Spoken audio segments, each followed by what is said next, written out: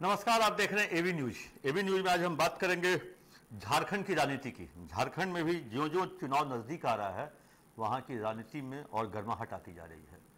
और कहें जो जिस तरह से चंपई सोरेन अभी वहाँ पे हॉट केक बने हुए हैं और उनको लोग टाइगर भी कहता है, झारखंड का भी टाइगर कहता है। और कोल्हान जहाँ से 14 सीट पे उनकी मजबूत पकड़ है वहाँ पे भी उनको टाइगर कहा जाता है। और टाइगर के बारे में एक फिल्म आई थी सलमान खान की, टाइगर अभी जिंदा है। तो इसलिए चंपई सोरेन उतनी उम्र के बाद भी अभी टाइगर के रूप में जिंदा है। और एक चंपई सोरेन ने पूरे झारखंड की राजनीति को घुमा दिया है। और आपको पहले कुछ हम पीछे ले चलते हैं। चंपई सोरेन और गुरुजी उर्फ शिबू सोरेन जी, ये साथ वहाँ पे राजनीति करते थे। कोल्हान संभालते थे चंपई सोरेन, संथाल संभालते थे शिबू सोरेन।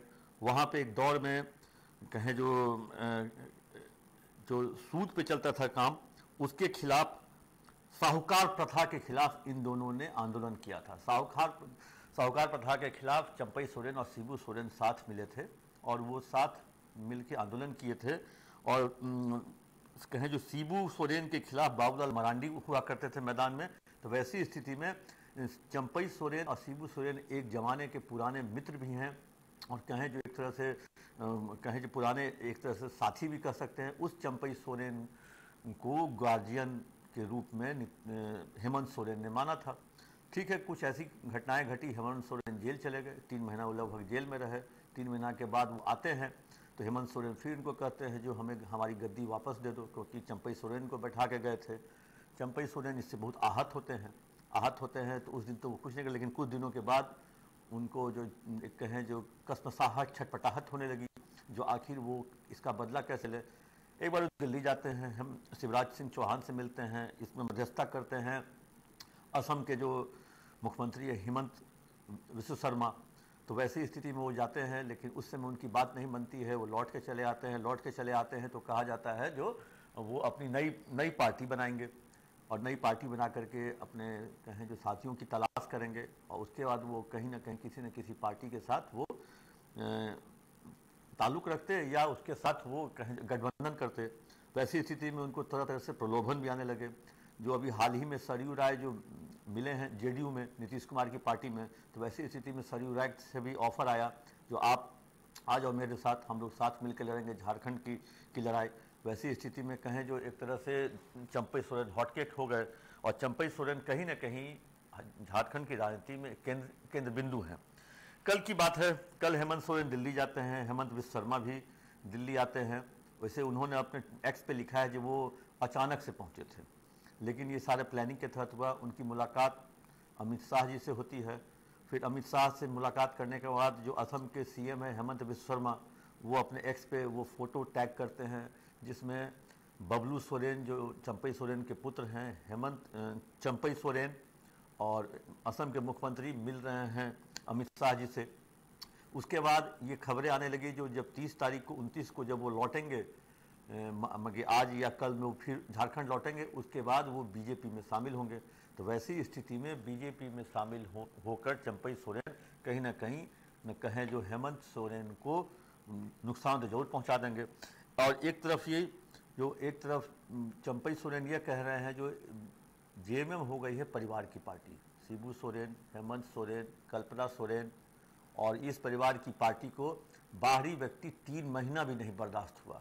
चंपई सोरेन के बारे में कहा है तो 3 महीना भी बाहरी व्यक्ति बर्दाश्त नहीं हुआ और 3 महीने के बाद कुर्सी से कान पकड़ के उठा दिया या कहें भगा दिया। तो वैसी स्थिति में कहें जो एक तरह से चंपई सोरेन बीजेपी में जब शामिल हो जाएंगे तो उसके बाद हेमंत सोरेन के लिए बहुत ही कष्टदायक होगा, क्योंकि हेमंत सोरेन कहें जो अभी भी वहाँ के आदिवासी नेता के रूप में एस्टैब्लिश नहीं हुए हैं जितना चंपई सोरेन हो चुके हैं। और चंपई सोरेन उस पार्टी में जा रहे हैं जहाँ पे बाबूलाल मरांडी, रघुवर दास, अर्जुन मुंडा सरीखे लोग वहाँ पहले से मौजूद हैं। जैसे ये तीनों नाम मैंने लिया है, ये तीनों नाम झारखंड के मुख्यमंत्री के रूप में है जो बीजेपी के हैं और जो वहाँ रह चुके हैं। अर्जुन मुंडा तो केंद्र में भी मंत्री थे। वैसी स्थिति में चंपई सोरेन भी जा रहे हैं, ये भी चौथे मुख्यमंत्री, चाहे भले 3 महीना के लिए हों, लेकिन चौथे मुख्यमंत्री के रूप में वहाँ वो जा रहे हैं। अब देखना होगा जो चंपई सोरेन किसको लेके जाते हैं। चार विधायक के बारे में कहा जाता था जो चंपई सोरेन के साथ हैं, चमरा लिंडा, दशरथ गगरई, लोबिन हेम्ब्रम और सुखराम उरांव। अब देखना है जो इन चारों में से कोई जाते हैं कि नहीं जाते हैं। वैसी स्थिति में 30 तारीख से पहले चंपई सोरेन हेमंत कैबिनेट से इस्तीफा भी देंगे। उसके बाद वो बीजेपी में शामिल होने की बात कही जा रही है, लेकिन अभी तक कोई ऑफिशियल कंफर्मेशन चंपई सोरेन की तरफ से नहीं आया है।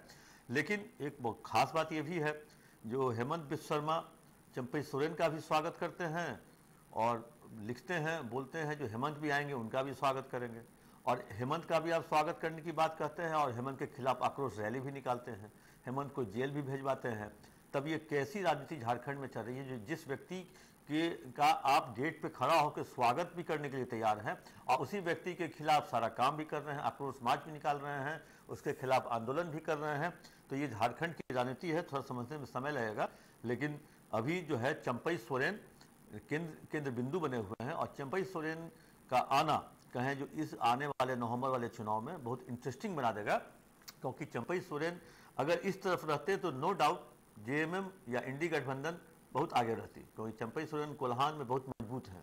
वैसी स्थिति में कोल्हान में अब चंपई सोरेन के बीजेपी में जाने से बीजेपी अब वहाँ मजबूत हो सकती है। और अगर एनडीए में सरयू राय भी हैं, अगर नीतीश कुमार की पार्टी अगर एनडीए में रह के लड़ती है, जो कि पिछली बार नहीं लड़ी थी, लेकिन एनडीए में रह के लड़ती है, तो सरयू राय का भी फायदा मिलेगा बीजेपी एनडीए को। और अगर नहीं एनडीए में रह के लड़ती नीतीश कुमार की पार्टी, तो वैसी स्थिति में हो सकता है ये कुछ सीट जेडीयू ले जाए और कुछ वोट भी काट जाए।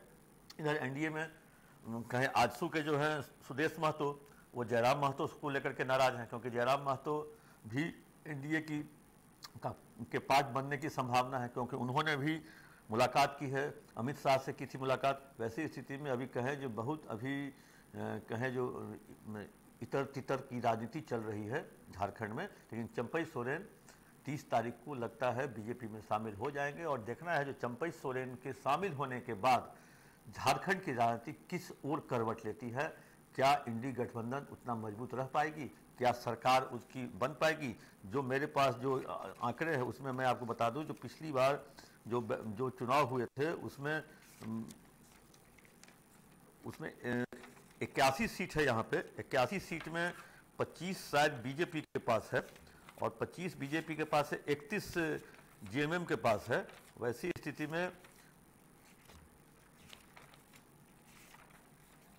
जो भी हो, लेकिन जो वो भी आंकड़े अभी नहीं मिल रहे हैं, लेकिन कहें जो एक तरह से इंडी गठबंधन कमजोर हो जाएगी चंपई सोरेन के जाने से, ऐसा झारखंड के नेताओं का या झारखंड के जो पत्रकारों का है या विश्लेषणकर्ताओं का है मानना है कि चंपई सोरेन कहीं ना कहीं हेमंत सोरेन की सरकार या उनकी पार्टी को या इंडी गठबंधन को नुकसान पहुंचा सकती है।